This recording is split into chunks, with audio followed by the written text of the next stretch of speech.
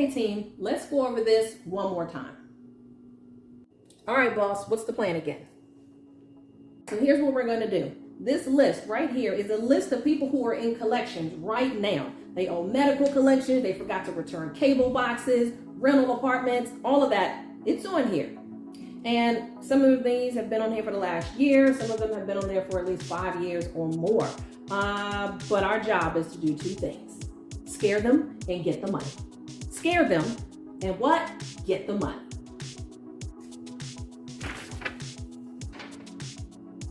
So all these people are in collections and they owe money. See, the problem is there's this young lady around town named LorieWoodruff that has this credit repair ebook, okay? Here's the biggest problem.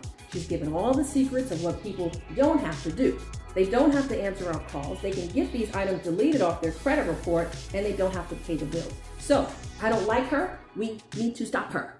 And if anything, we need to make sure that she doesn't get this message out to these people on this list right here, okay? Some of these accounts have been open for a couple years, and actually some of them for a couple weeks. Don't these people know they don't have to pay these back? Nope, and we want to keep it that way. So my job is supposed to call these people at their job, their mother's house, their grandmother's house, and scare them to make a payment. I mean, that's my job. Is I'm supposed to be a bully to make them pay for what? What are you doing? I'm getting this ebook. You said it could help remove collections off your credit report. That's what I'm about to do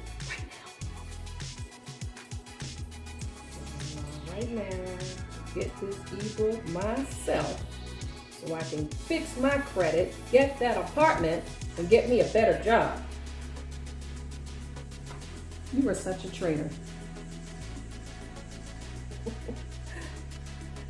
A traitor with a better credit score and hopefully a better job. Make these calls before these people on this list find out about Lorie's ebook, this do-it-yourself guide. Let's get busy. Another sale. Good job.